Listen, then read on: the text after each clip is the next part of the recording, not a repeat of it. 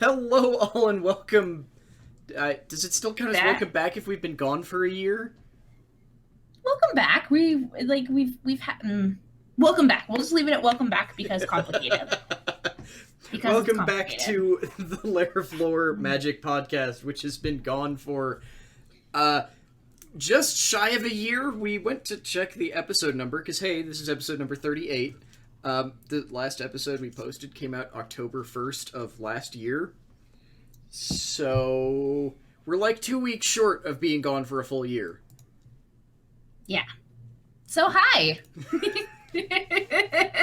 In case someone somehow didn't guess it, the beautiful art and wonderful fairy tale stuff of Eldraine brought us both back. Literally. Yeah, which one of us actually asked about podcasting? Because I think it was you. Yeah, so Alex showed me the trailer for Throne of Eldraine, which if you haven't seen it, stop what you're doing, go watch it, and then come back to us. It's been out for like a month now.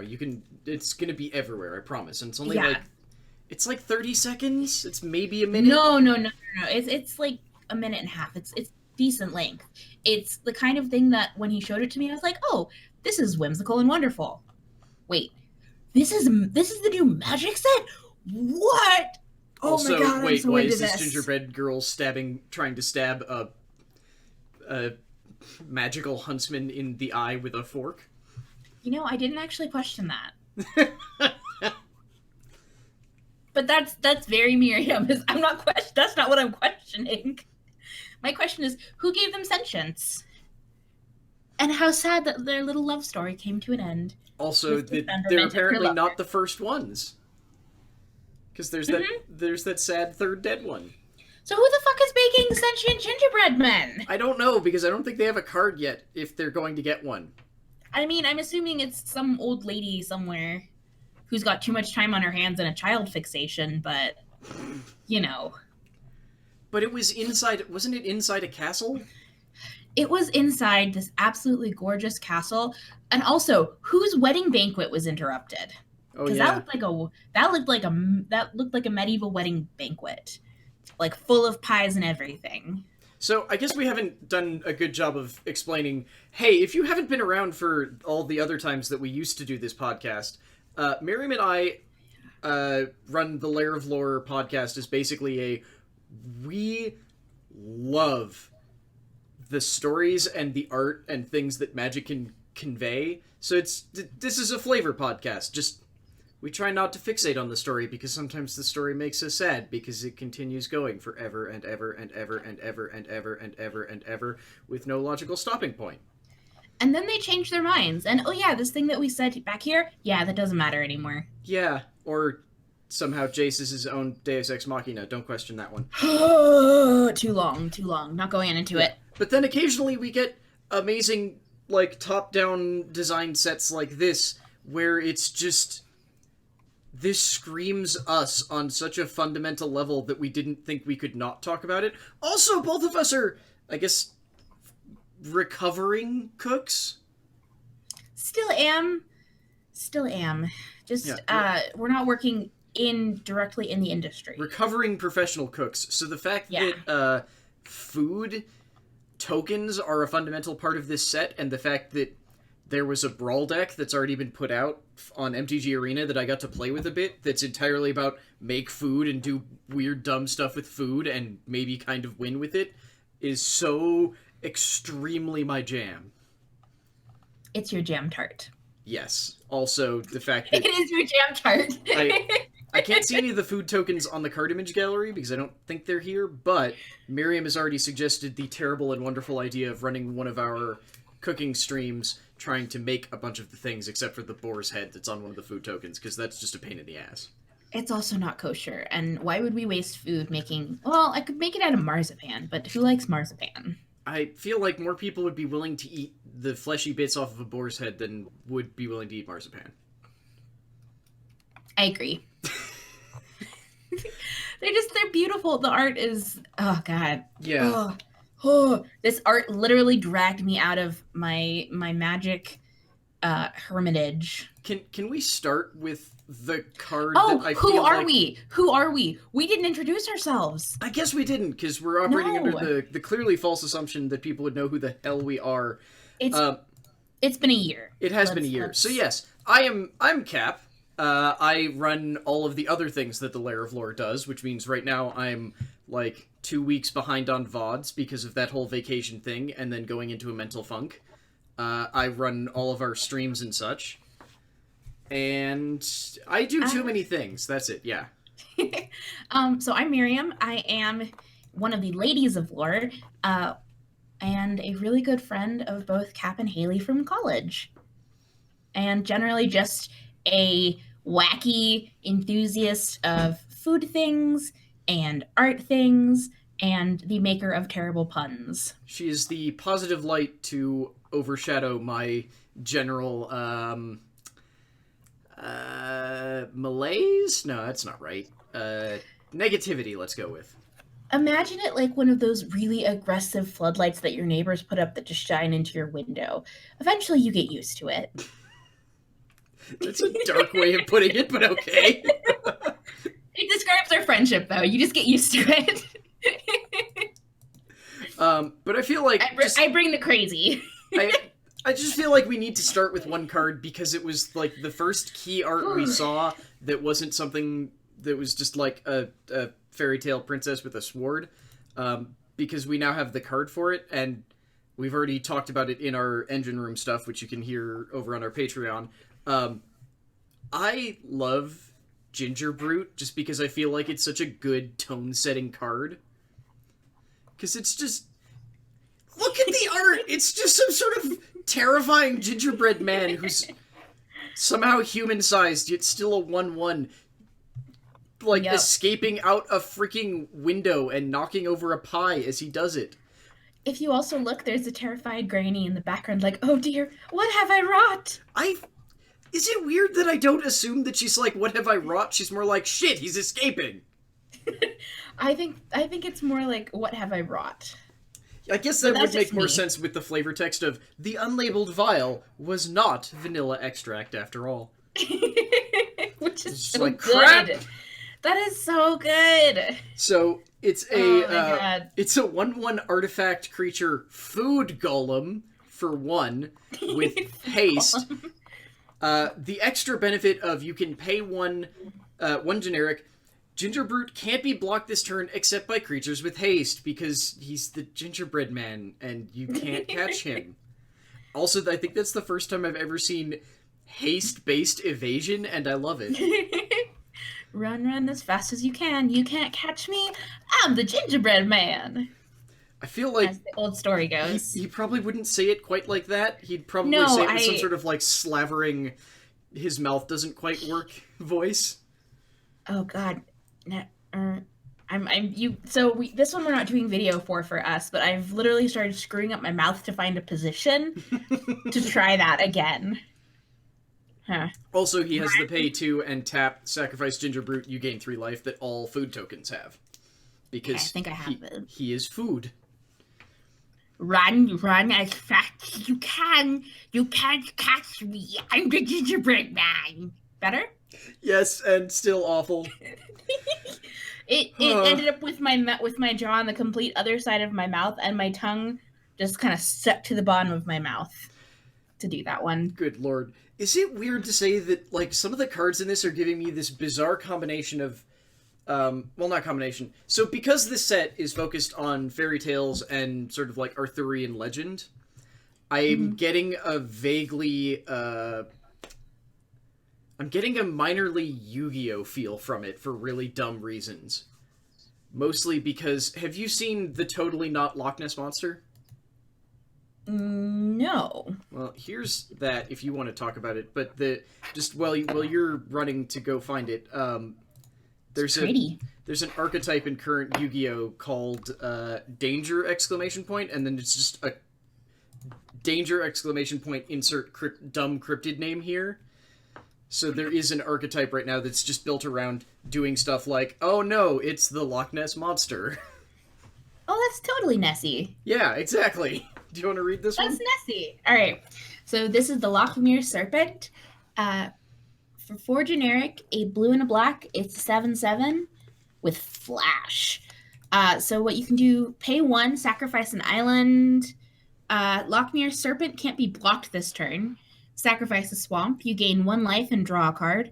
For blue and a black, you can exile 5 target cards from an opponent's graveyard. Return Lochmere Serpent from your graveyard to your hand. Activate this ability only anytime you could cast a sorcery. I like this card. It's like, I'm going to punch up through your boat, and you can't do anything about it. Time Also, to die. A 7/7 with flash for 6 seems real solid, especially one that... Okay, this is a card that I feel like I would play a ton on Arena, because Arena only has 2 settings, either Mana Flood or Mana Screw. And if you're Mana Flooded, it's just Lochmere Serpent basically just says, get rid of your swamp, all of your extra swamps that you are drawing ad infinitum. Turn them into maybe not swamps. Haha! Victory! Yep. And Also, you can bring it back from the dead. I'm concerned. Does it look like she has glowing blue mandibles under the water to you, or are those supposed to be eyes? I think those are eyes, and Okay. they go along with the like kind of blue. The like blue vent thing she's got. Yeah. Yeah. Beautifully done though. I really like the her fins, the series of dorsals running the length of her body. Yeah, it looks like they're paired, like there's 2 of them with sort of like a spine in between. Really nice shape. And they're set in a way that, makes sense for water dynamic. I will take your word for it. Oh, just the angle makes me think that it would be a very nice flow. Yeah, and it's one of those designs that looks biological and like sane enough that you can imagine the creature being able to sort of like control them. Yes. Precisely. Yeah. Okay, so should we start with our standard do you want to do... I was just gonna like say let's jump up to white and just sort of pop down through any cards that seem really cool to us. Yeah, I think so. Oh, something that's kind of cool is the different colors are not just the different mana, they're actually set as 5 different kingdoms. I did not realize that. I thought they were all ruled by one kingdom, but I have not been paying any attention. No, this is something that I have kind of seen as I've been doing a little bit of research, because I'm a research junkie before we start. But they're actually supposed to be 5 separate kingdoms. So instead of just mana, they actually belong to different kingdoms, and you can kind of tell that through some of the knights that you might see and the artifacts and the art for those. They tend to be very specific. Oh, so is the idea then that the sorry, my phone is being dumb. It sounds a little Chewbacca-ish on my end. Because I thought we had a card, but I'm not seeing it here unless I'm really blind. Is this... Oh, wait. Is this doing the thing where there's 2 different card image galleries? Because I thought we already had the card for totally not King Arthur. Because I know his name... Oh, yeah, we totally do already have a... Yeah, because it's Kenrith the Returned King.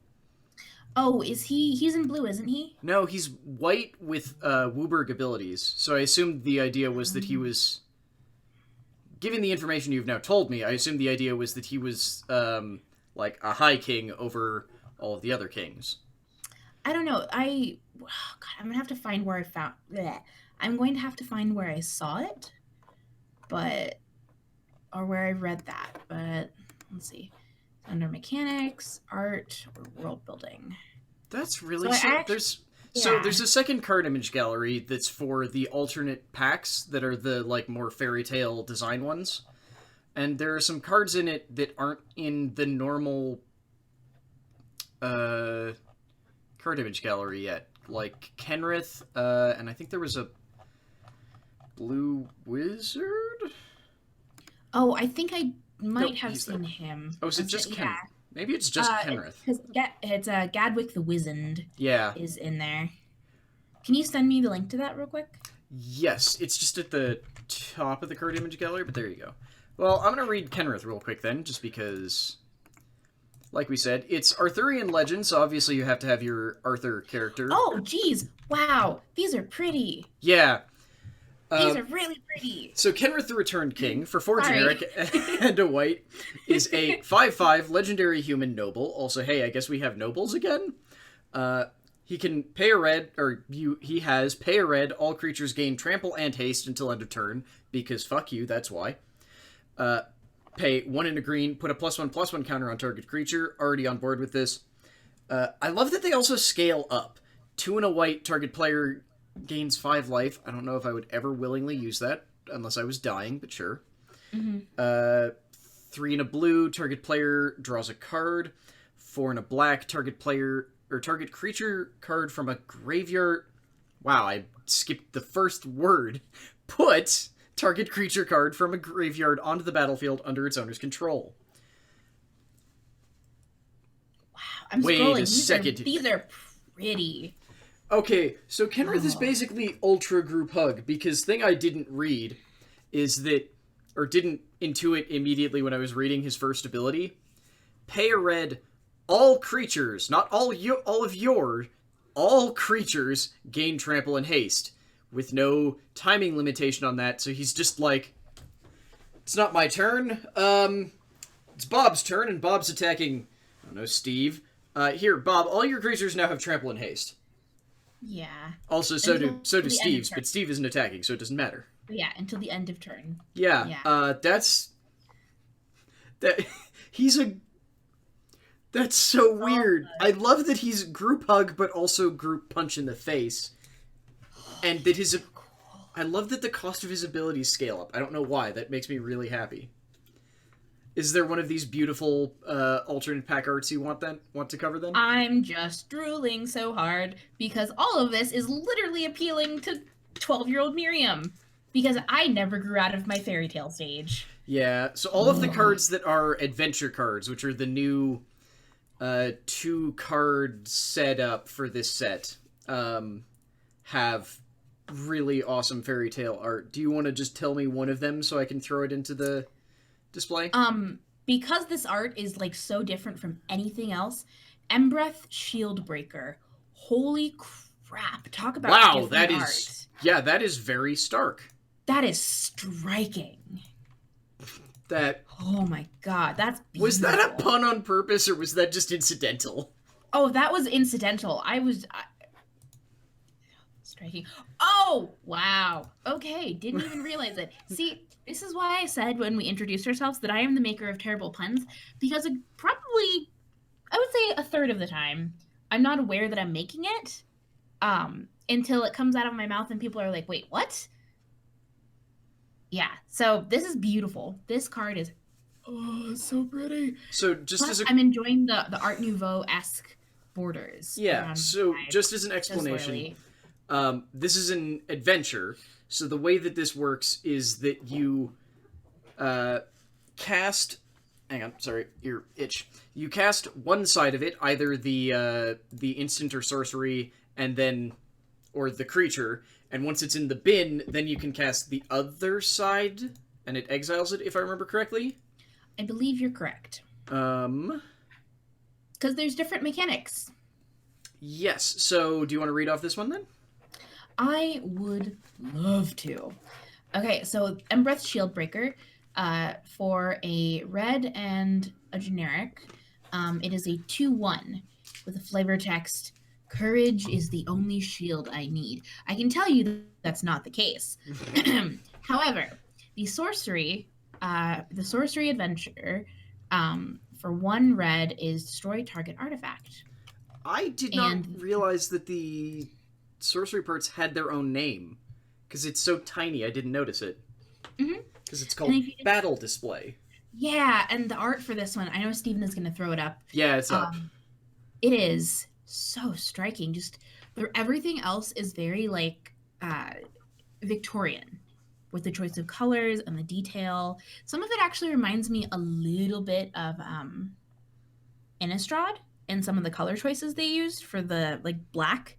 Yeah, I would But almost say, especially the black ones, are sort of like a midpoint between like Innistrad and Lorwyn Shadowmoor art styles. yeah, and this just the starkness and the color choice of this really, really it just I think it's because it's so saturated. Yeah, The if you reds are red, and that blue if is a teal leaning black. yeah, if you haven't seen the alternate art version for Embreth Shieldbreaker, it's one of those arts that I feel like people are going to either adore or detest Because because it's it's so yeah, it's three colors.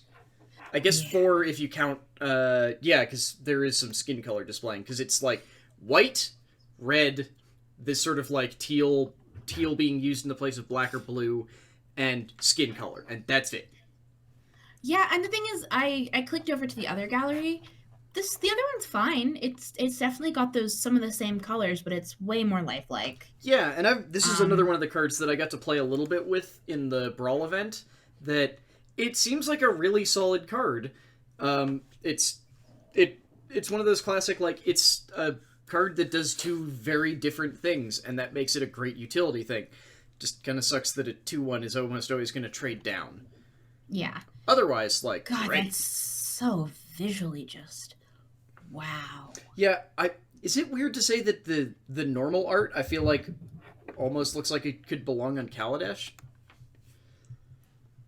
Mm, it doesn't have enough of the filigree, but I see where you're going with that. Yeah. It's the teals. It's the combination of reds and teals, which is very Kaladesh. The color scheme is very Kaladesh, Yeah. but it doesn't have enough of the filigree work to make me think Kaladesh. Also, hang on just a second. Do you hear that? Yep. Well, Oh my god. well, you One of brought my us. sorry. So I have two cats. One of them has the crazy and is bothering the other one. So there's Jesus. Okay, apparently I get both of them up here. Hi, dude. Jack has come up here to hide, and Nico is running up and down the stairs like a crazy beast. So disregard any weird cat sounds you hear because they're my cats being strange. Well, since you brought us to red in the variant packs, I do also want to touch on because I don't think this one's in the normal packs either. Is it? This is so weird that some cards just aren't in the normal card image gallery and real dumb. Yeah. Embercleave. I don't know why, just visually, I really like this card. I've heard a lot of people questioning about, like, is this supposed to be Excalibur or something? I don't know if this is necessarily supposed to be Excalibur since we've already established that, like, the Arthurian transposition is effectively a pretend Wooburg. So I don't think it would make sense for their sword to be red, but for 4 generic and 2 red legendary artifact equipment with flash, because this spell costs 1 less to cast for each attacking creature you control, because you can play it with flash while you're attacking. Heck yes. When Embercleave enters the battlefield, attach it to target creature you control. Equipped creature gets +1/+1 and has double strike and trample. Yeesh. Yeah, and then you can equip it for 3, I guess, if the thing you equipped it to somehow dies. I'm But clicking just back like, over. yes! I don't think this is Excalibur. Yeah, no, I don't think this is the Excalibur-esque analog. Isn't Excalibur also supposed to be like a broadsword? Like a one-handed longsword, effectively? I think so. So this is blue in the normal gallery. There's a legendary merfolk wizard living in the lake. Yeah. And she's got a sword. It's a watery tart with a sword. Yeah. Well, we could jump to that one next. I just wanted to say that I don't think this one's Excalibur, also because it's like it's frankly, by the way the guy's holding it, it looks like it's supposed to be a 2.5 hand sword. Yeah. So also the sword is melting other swords. I'm still not entirely sure what the hell is going on in the art here. Yeah. Oh my god. I'm just going. So just if you have the time to look at all of both galleries, do it. Do it now. Now then, where is Okay, so she is in the alternate gallery as well. Yes. Just with So bigger art. let me throw her into the display if you want to talk about her. Okay, so this is Emery, Lurker of the Loch. She is a legendary creature, a merfolk wizard, and she costs 2 generic and a blue, and she is a 1/2. So this spell costs 1 less to cast for each artifact you control. When Fluid tokens count as artifacts. There you go. When Emery, Lurker of the Loch, enters the battlefield, put the top 4 cards of your library into your graveyard. Tap. Choose target artifact card in your graveyard. You may cast that this turn. Well, that's cool. So I'm guessing there's probably going to be some sort of blue-red artifact-focused deck then, because that seems sweet. So it's interesting that some of these, the alternative art is just fuller art. Yeah, and then there's the like super Art Nouveau. Oh God, what's his name? There is an artist in doing stuff in Edwardian times for the Belle Epoque. Alphonse Mucha, that's his name. That's what this art style reminds me of. It depends on whether or not they're an adventure. If they're an adventure, they get the crazy alternate art with the cool new frame. If not, they just get sort of like an extended art. I can't remember. I feel like the extended art ones are also foil, but I don't recall. Some of these will be freaking stunning as foil. Yeah. Foiled. Just so pretty. So pretty. Oh, hi. Are you under my chair too? Wow, my cats are they are being weird today. So, I kind of massively anticipate deeply hating playing against, wait, Dominaria is rotating? Maybe I won't anymore. I was about to say, I anticipate super hating playing against the endless night decks that already exist because Dominaria, but if they're losing some of that, I don't think they'll be as bad on Arena. But Circle of Loyalty seems kind of absurd. Probably too expensive, but kind of, well, too expensive to see, like, standard play, but we're casual nut bars, so who the hell cares? Yeah, it's never been a, like, it must be like this. Yeah, so for 4 generic and 2 white, it is a mythic rare legendary artifact, which, when I saw this, I honestly would have expected enchantment. This spell costs 1 less to cast for each knight you control. Creatures you control get +1/+1. Whenever you cast a legendary spell, create a 2/2 white knight creature token with vigilance. Pay 3 and tap, create a 2/2 white knight creature with vigilance. Wow, I cannot talk today. Basically, it's just knight value. Again, cool card art. Yeah, very cool card art of someone, I assume Kenrith, or like someone else that is a knight of the Round Table, or whatever their version of that is, walking into this... Like the Avalonian kind of... Yeah. Just like walking into the circle to, I guess, prove or confirm loyalty? Oh, wait, maybe it's the Worthy Knight.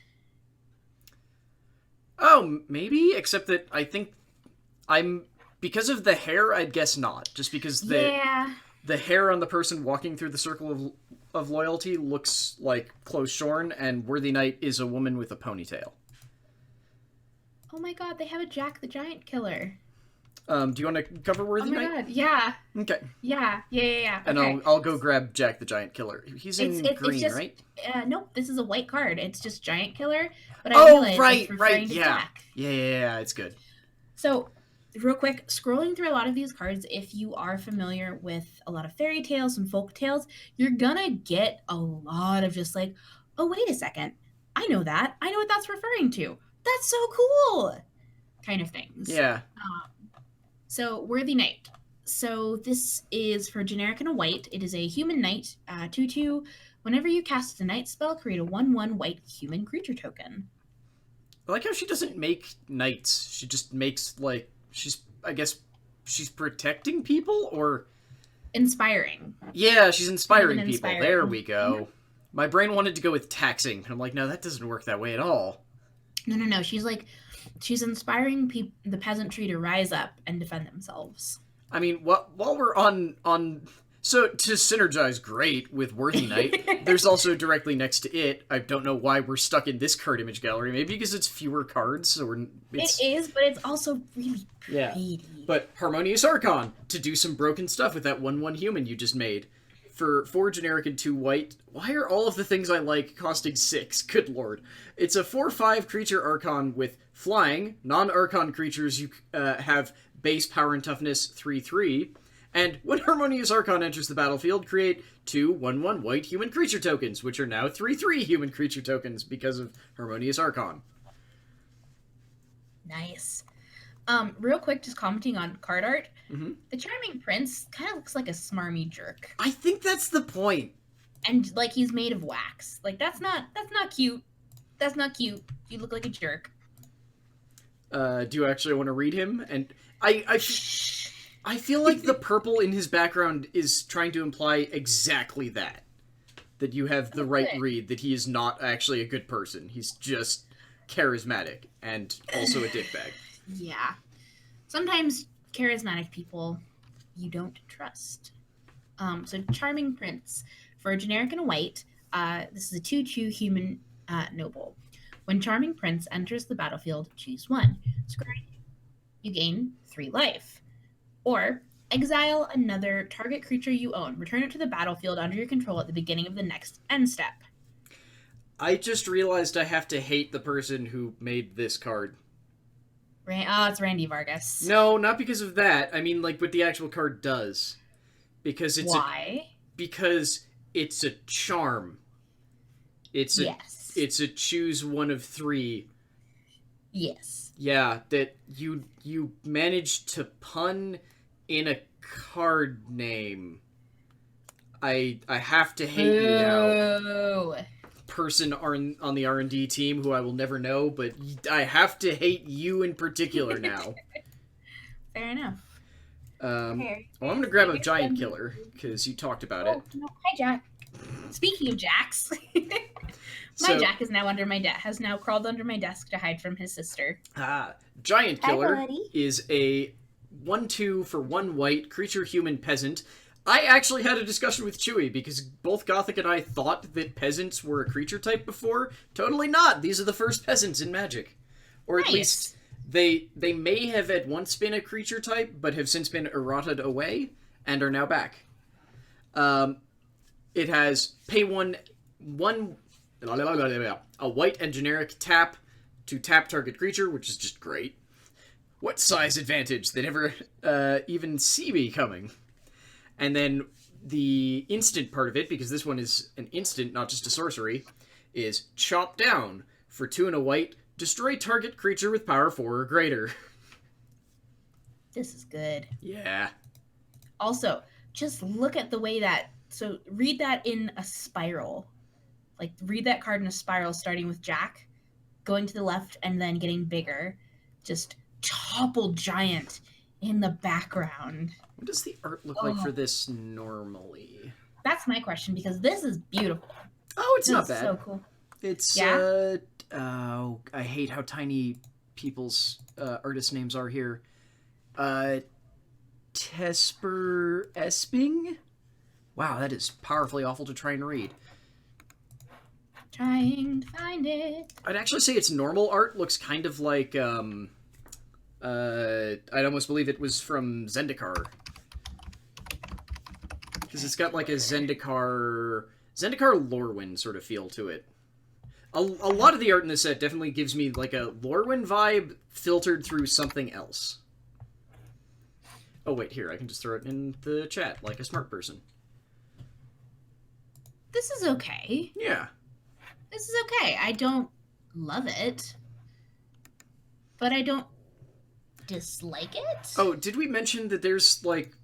So on top of there being a charming prince, there's also a beloved princess? Oh god, I hope they don't get together. I assume not, because she's in a forest surrounded by evil fairies. Oh yeah, no, that art. So if you, it's like la la la la la, I'm gonna wander into the woodlands, la la la la la.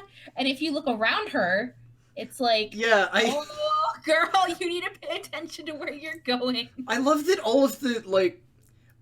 all of the God, just like yeah. normal humans are either like in a horrible situation and maybe the cause of it, or in a horrible situation and just kind of unaware that it's a horrible situation.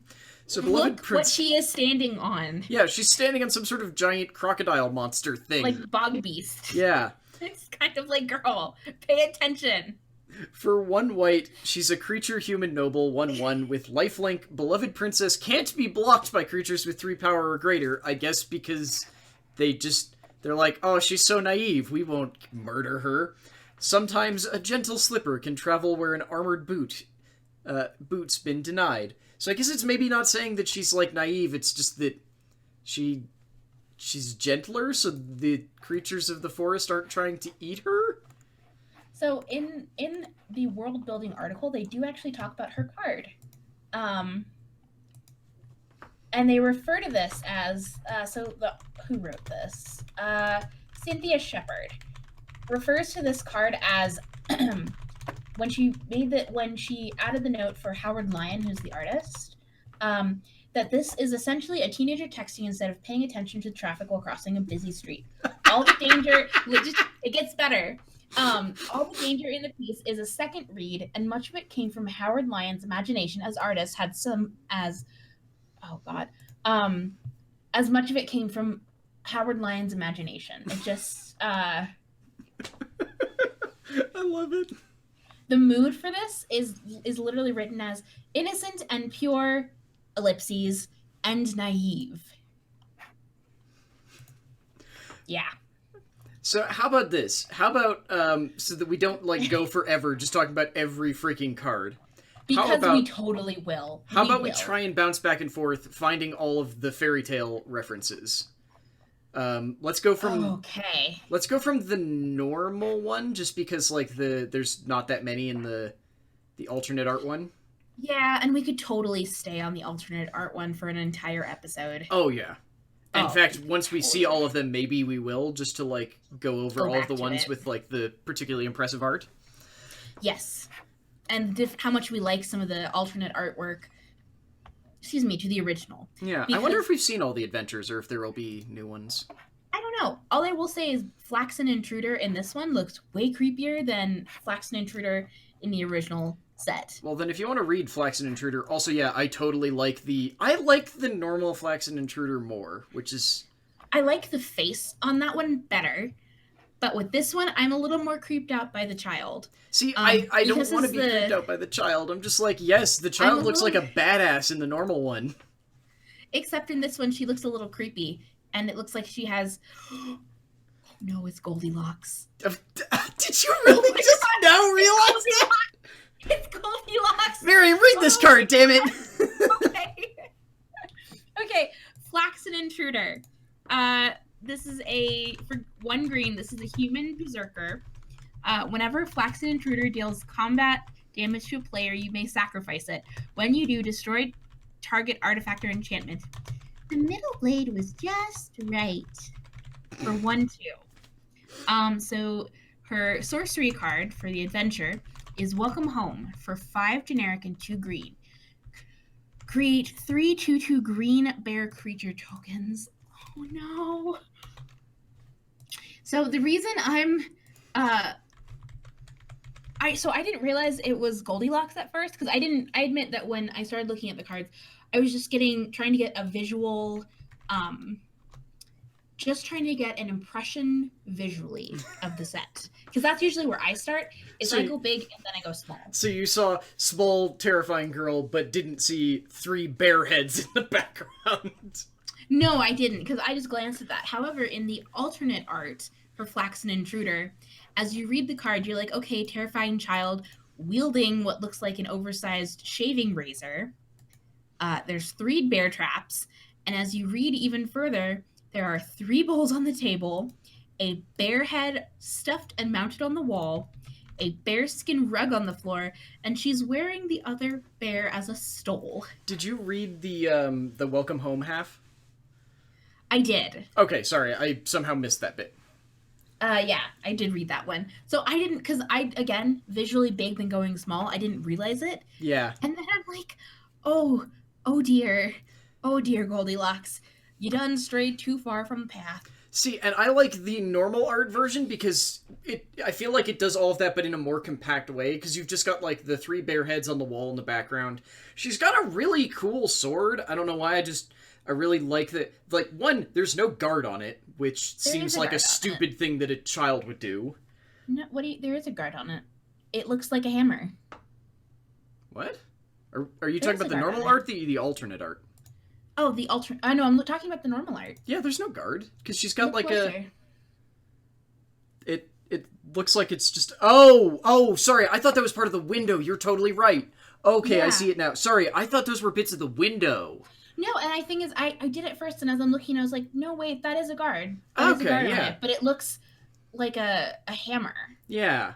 Like she could smash. Yeah, but like I know that the entire bit missing from the center of a sword does not actually work well, but it looks visually striking and it's cool looking. I feel like it does it all in a little bit more of a compacted package. Yeah. Because I saw her face and I was like, okay, she looks intense, and I totally didn't read the background. So let's try this for real this time, starting from white. I think one of those is a wolf as well. I think they're all supposed to be bears because it's the three bears. It's just one of them's the baby bear. Okay. Yeah. I guess.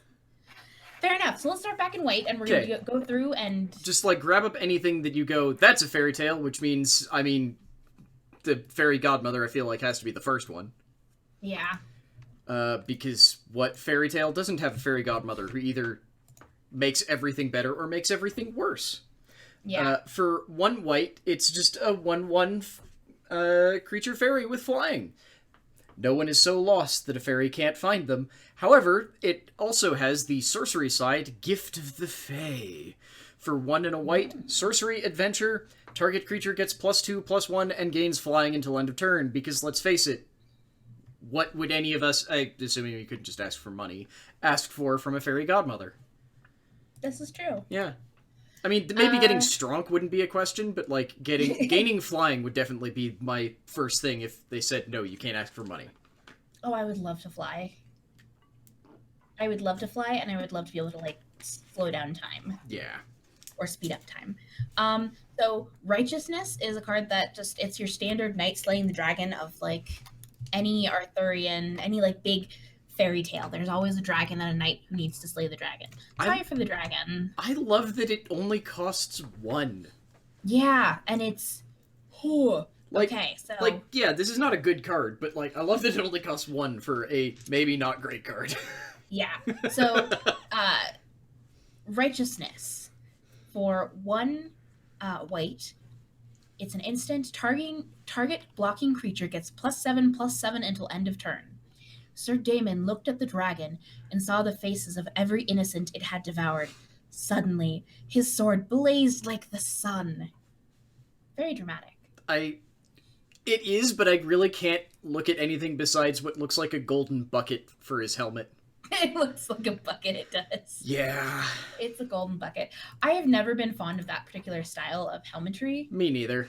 Where it looks like a bucket. You could have just taken a milk pail and put it on your head. Maybe he did. Maybe he's not even a real knight. He's just Don Quixote fighting with a windmill. Oh god, it's the middle of Mancha!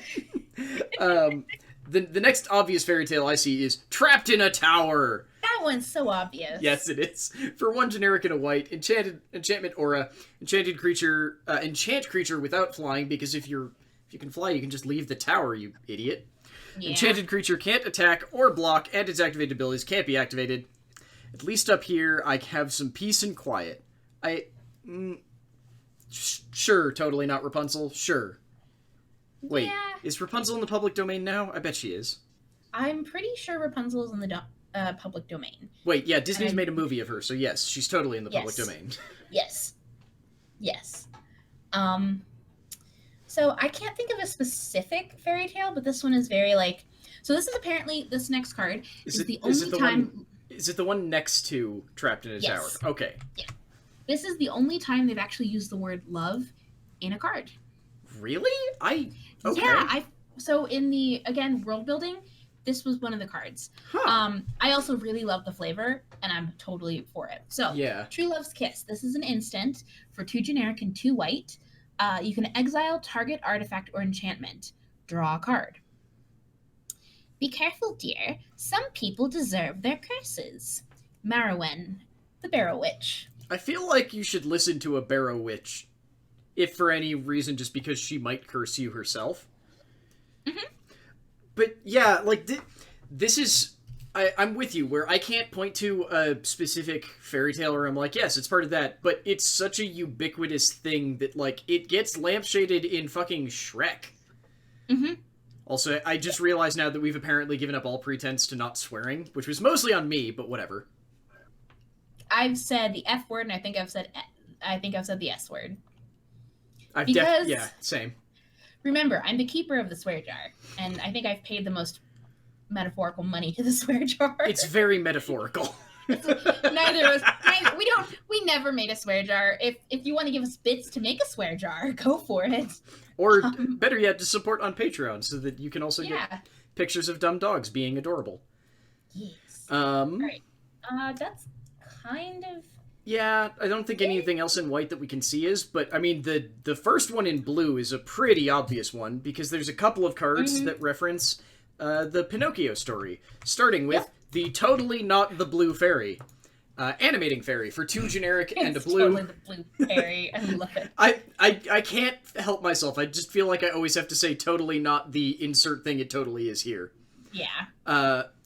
The 2/2 flying fairy. I love how all of the fairies we've seen so far that are part of adventures are just like meh. Like they're just creatures.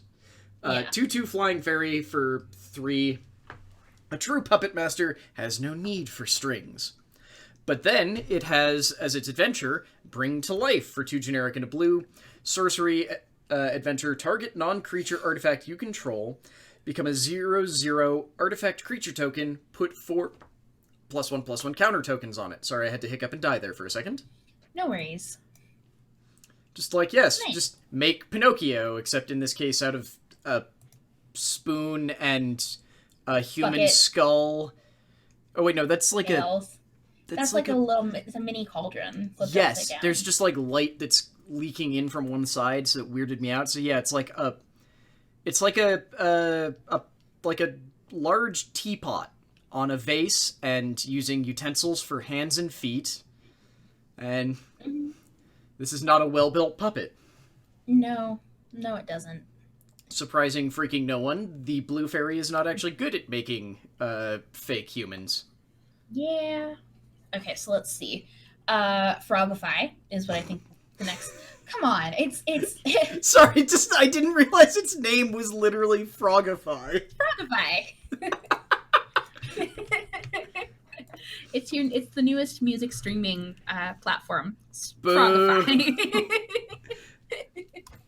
Okay, so this is an enchantment for a white and a blue... not for a white and a blue. For a generic and a blue. It's an enchantment. It's an aura. You can enchant creature. Enchanted creature loses all abilities and is now a blue frog creature with a base power and toughness of 1/1. It loses all other card types and creature types. That gnat was still hovering by the venison, and now both looked delicious. I think this is a functional reprint of a card from, like... Wait, no. Yeah, this is... I think this is a functional reprint from a card in War of the Spark. Huh, cool. Yeah. I also feel like this is a card that's been done before, but still, like... It's very fairy tale. Oh, yeah, it's extremely fairy tale. I don't know if it counts as a fairy tale, but I like the idea of it. It actually strikes me as more of a Dark Souls thing, but Into the Story. I love the art on this is really good. Yeah, the art on Into the Story is beautiful. Like, this reminds me of Dark Souls just because I'm not sure about 2, but Dark Souls 1 and Dark Souls 3 have significant portions where you are in a literal painted world. I think there's also a thing in Elder Scrolls Oblivion. Into the Story for 5 generic and 2 blue. It's an instant.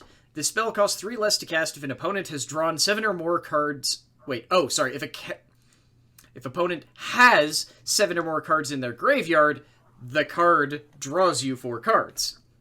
Yeah. Which actually seems pretty sweet. Boundary between real and imaginary is as thin as the page, and just as easily torn. The art is so beautiful. It's so good. I feel like Oh, there's so good. something similar in the set as well, but I don't remember where or what it was. Sir Eleonora, the Discerning. That's who it is. Oh, I didn't. Sorry, I meant like I thought there was another piece of art of someone like slipping into a tail or something like it. But that's cool. Do you want to read? Also, I feel like we should say that they're very specifically using the gender neutral Sir, because good on them. God damn it. And let's be honest, a lot of the really cool looking knights have been ladies. Yup. Like so far, they're like, I'm impressed. Okay, so Sir Eleonora, the Discerning, for 3 generic and 2 blue, is a legendary creature, human knight. Sir Eleonora, the Discerning's power is equal to the number of cards in your hand. When Sir Eleonora enters the battlefield, draw a card. Spells your opponent casts that target Sir Eleonora cost 2 more to cast. That just seems mean. But I know, she's great. I don't like control, but yeah. Yeah, she's cool. So I don't know if this one is a fairy tale, but it feels fairy tale-esque to me. Turn into a pumpkin? Yeah. Also, it just feels like the best thing that I can shout at an enemy of just like, turn into a pumpkin! For 3 generic and a blue, it's an instant. Return target non-land permanent to its owner's hand, draw a card. With Adamant, if at least 3 blue mana was spent to cast this spell, so it only requires 1, but if you spend more, you also get to create a food token. It's an artifact with pay 2 and tap. Sacrifice this artifact, you gain 3 life. Yep. I'd be more appreciative if you somehow managed to actually turn it into a pumpkin instead of like bouncing it to the hand for flavor reasons, but for like color pie, I totally get it. No, if you turned it into a pumpkin, it would be a 0/1. It'd just be a 0/1. I would just be like, no, destroy it and then give me a food token, but like that's not a thing blue does, so I super get it. Yeah, it's cool though. Let's see. Wishful Merfolk. Yeah, that's a pretty obvious one too. This one's pretty obvious. However, I'm into the flavor text. The flavor text for this one is fun. I haven't even seen that yet. The Wishful Merfolk is a 3/2 Merfolk creature. It's defender. For 1 and a blue, Wishful Merfolk loses defender and becomes a human until end of turn. She yearned to walk on dry land, so she might take her vengeance there. I love that. Ooh, girl. Like, the vengeance bit is sweet. Who messed with you? But also just the fact that she straight up turns into a human to lose defend. I don't know why I didn't think about that. That's really good design. Yeah. Okay, sorry, this next one is totally not in any possible way a fairy tale, and I don't care, because I've played this card, and I love it. I love it so much. Okay. Because it's another thing that I played in Arena and loved just shouting whenever I got to play it, which is, bake into a pie! Where is that one? It's in black. Okay, so we are in black. Great. Yeah. So for 2 generic and 2 black, it's an instant. Bake into a pie! Okay, yeah. Yes. It's 2 generic and 2 black, instant, destroy target creature, create a food token. My secret ingredient? Well, I can't tell you that, but here's a hint. It's not love. So I mentioned this in the pre-show. No, you mentioned a different card in the pre-show that does a similar thing. This was the art that I was looking at. Okay. Go for it. So if you look, there's some lovely little fingers sticking out. If we do a food episode, I do have an idea on how to sculpt those.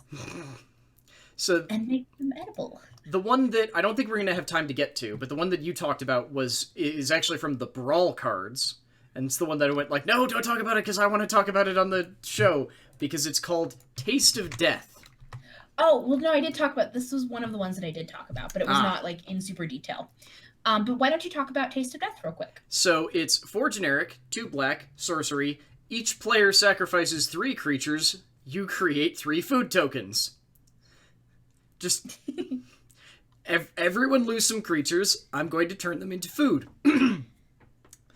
Hone the knife and mourn the least. 3 chimes sound, sweet grim feast. It's a Barrow Witch incantation. Seriously, don't screw with Barrow Witches, apparently. Nope. Also, Nope. I love I can't figure out if the art here is supposed to be that there's apples inside the skulls, or that, like, the apples were turned into skulls, or... I think they're just apples that were turned into skulls. And just not completely. Yeah. Or maybe it's the opposite, because it creates food tokens, so maybe it's skulls that are turning into apples slowly. Mm-hmm. But I have an idea on how to sculpt those. I'm terrified and can't wait to find out. We should have apple cider with skull with like little heads bobbing in it. I love it. That's adorable. Good lord. So we have, just to be clear, we've been going for a bit. Yeah, this might have to be a second 2 episodes. I think it will. What? Well, theoretically, we're gonna try and keep going with not podcasting. There we go. Are there? Well, because I just grabbed 2. Are there like 2? You wanted to talk about dwarves, didn't you? Dwarves. Yes. So what dwarves do you want to talk about, so I can go grab their card images real quick? So they are red. I think there's really only one dwarf card. I know for sure there's one in the card image gallery, because there's the 7 dwarves in there. Yeah, but I know they've shown others. So I'm just a quick thing. So whenever we do D&D, I tend to have like an affinity for dwarves and halflings, and make them as tanky as possible, because why not? Little tiny cannonballs. But just, I love the fact that 7 dwarves, which is a 2/2 dwarf creature for 1 generic and 1 red. 7 dwarves gets +1/+1 for each other creature named 7 dwarves you control. A deck can have up to 7 cards named 7 dwarves, so that kind of is cool. The gleam of rubies and my brothers and sisters by my side. What more could I want? Brognold the Third. And I just love that you actually can see female dwarves. Just in folklore and stories, you really don't see a lot of dwarves, and I'm into it. And it looks like there's another dwarf. There's one more, but it's not in the card image gallery yet. I saw it on Twitter this morning, I think. So I wanted to give you the chance to talk about this one. Okay, so this is Torbran, Throne of Red Fell. So they're going with that slightly Norse feel to dwarves that you kind of tend to get, especially with when Tolkien interpreted the dwarves. So for generic and 3 red, this is a legendary creature, Dwarf Noble, for 2/4. If a red source you control would deal damage to an opponent, or a permanent an opponent controls, it deals that much damage +2 instead. Buh. So, smashy in true dwarf style. So he's just... I am the lord of a burn deck. Just without having to be... He's like not Furnace of Wrath, because Furnace of Wrath is painful and awful and it will kill you. Even if you're the one playing it. I kind of can't wait to see more dwarves now. I know, right? Because I think we'll have to record the week after next, because I will be out of the country. I did not realize. Yeah, I'll be in Canada. Well, we'll have to figure that out. So It might be 2 weeks until the next episode, but there will be more Lair of Lore podcast. We're back, baby! Because we escaped from the year of Ravnica. I love Ravnica as much as the next person. Okay, maybe a little bit less than the next person. But as we've been gone for a year. We did not need to stay on Ravnica for a year. There's a reason why sets are only supposed to last a year, or last like 1 set now. Mm-hmm. And there's a reason why people got confused. Does that mean Eldraine is going to be 3 sets? Because they announced, no, it's going to... 2 set blocks was a bad idea, so we'll just do 1 set blocks. Also, we're going back to Ravnica for 3 sets. Don't question it. It makes perfect sense. Yeah. But yeah, we will be back. If you liked what you heard here, please consider, I guess, following what we do on mostly Twitch, twitch.tv/Lair of Lore. We stream damn near every day. Or supporting us either there, because it is September, so anyone who wants to... Like, if you want to support any streamer who's on Twitch, remember that for all of September, new subscriptions And if you convert from a gift sub or a Twitch sub, are half off. As well as you can get extra bits if you use Subway bits, because they're sponsoring it, and 10%. yeah, and I have to resist the urge to say eat fresh at the end of every time I say that sort of thing, and then not sponsored, because definitely not sponsored. I don't think we would want to take their money. They're less shitty. They've mostly, well, to my understanding, they've completely purged the awful human beings from their marketing teams. Oh, good. But yeah, thank you all so very much. Like I said, if you want to get this episode, or I guess not this episode, but future episodes early, and get access to stuff like the Engine Room, which is the stuff we do before and after every podcast, and before and after our D&D sessions, you can support us on Patreon. That's patreon.com/lairoflore, or just follow the Patreon, which will get you, updated whenever we put stuff there publicly, because YouTube doesn't do that well, because YouTube is a hell site. Mm-hmm. Yeah. Miriam, where can people find you if they want to? Don't. I'm kidding. You have a Twitter at the very least. I do have a Twitter. I believe I don't use my Twitter. I'm MadcapMim on Twitter. I'm MadcapMim on Instagram. And you can usually find me lurking. So, have fun finding me. I admit that with my work schedule, it makes it really hard to join in on a lot of stuff, so it's kind of fun to be back. I will say that when you say you don't use Twitter, what she actually means is that you'll inexplicably out of nowhere get 4 likes on things that are between 2 hours and 4 weeks old. This is true. It's just she's been trolling through Twitter all of a sudden, going back a year and randomly liking things. Because I fear not. I fear not. Yes, thank you all so very much for joining us for episode 38 of the Lair of Lore podcast.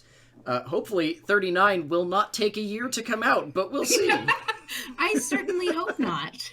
Here's hoping I also just post this with some amount of alacrity, but Did you mention it on stream that we were going to record again? no. The only people who know are Gothic and Chewy, because they asked if I wanted to play HOTS an hour ago.